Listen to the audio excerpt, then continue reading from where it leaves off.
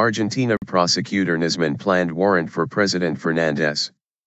Argentine prosecutor Alberto Nisman had planned an arrest warrant for President Cristina Fernandez de Kirchner, according to the woman investigating the prosecutor's mysterious death. Lead investigator Viviana Fein said the draft warrant was found in a rubbish bin in Mr Nisman's apartment complex. Mr Nisman was found dead in his Buenos Aires apartment last month, with a single bullet wound to the head. Investigators have yet to establish if he killed himself, or was murdered. Mr Nisman had been investigating the 1994 bombing of a Jewish center in Buenos Aires which killed 85 people. He died hours before he was due to testify in Congress against President Fernandez, whom he had accused of covering up Iranian involvement in the 1994 attack. President Fernandez has denied the allegation. Iran has also denied involvement in the attack. Line. Wire Davies, BBC News, Buenos Aires.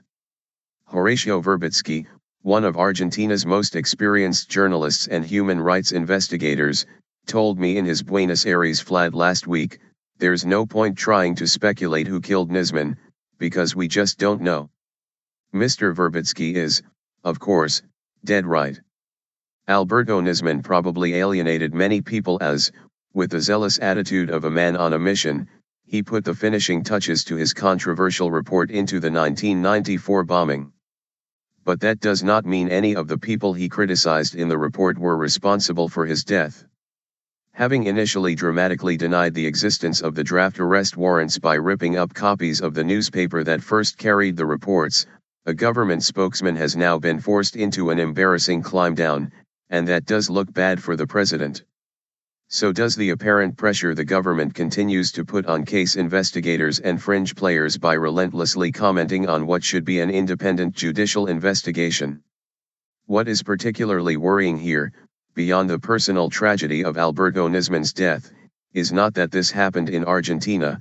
Such murky deeds could happen in any city in any country. It is the fact that most Argentines clearly do not expect their government or its institutions to get to the truth, just as the 1992 and 1994 atrocities remain unresolved. Line. Ms. Fein told a local radio station on Tuesday that the draft warrant was in the file. However, the document had not been included in a 300-page report submitted by Mr. Nisman to a federal court, days before his death. The government dismissed as garbage a local newspaper report earlier this week that referred to the existence of the draft warrant.